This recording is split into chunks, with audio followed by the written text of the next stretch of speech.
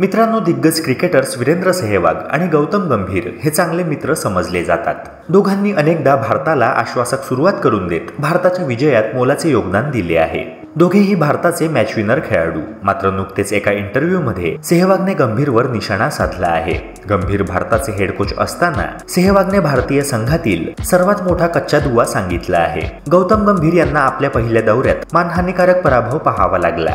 T20 मालिकेत सूर्याच्या नेतृत्वात भारताने विजय मिळवला, पण त्यानंतर वनडे मालिकेत भारताचा दारुण पराभव झाला। भारताच्या पराभवाचं नेमकं कारण काय यावर भाष्य करत सेहवाग म्हणाला की सध्याच्या घडीला T20 क्रिकेटचे सामने जास्त होतात। गोलंदाजाला फक्त 24 चेंडू टाकावे लागतात आणि त्याचे काम संपते। पण हे 24 चेंडू टाकताना फिरकीपटू चेंडूला फ्लाइट कमी देतात। दुसरीकडे स्थानिक क्रिकेटमध्ये फिरकी गोलंदाज जास्त खेळताना पाहायला मिळत नाहीत। भारतीय संघाचा सर्वात मोठा कच्चा दुवा हा फिरकी गोलंदाज आहे।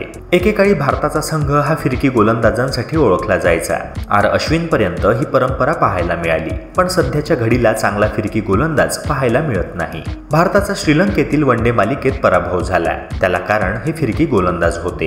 कारण श्रीलंकेचे फिरकी गोलंदाज मॅच विनर ठरत होते, तर भारताचे फिरकी गोलंदाज अपयशी ठरत होते। या एकमेव गोष्टीमुळेच भारताचा पराभव झाल्याचे समोर आले आहे।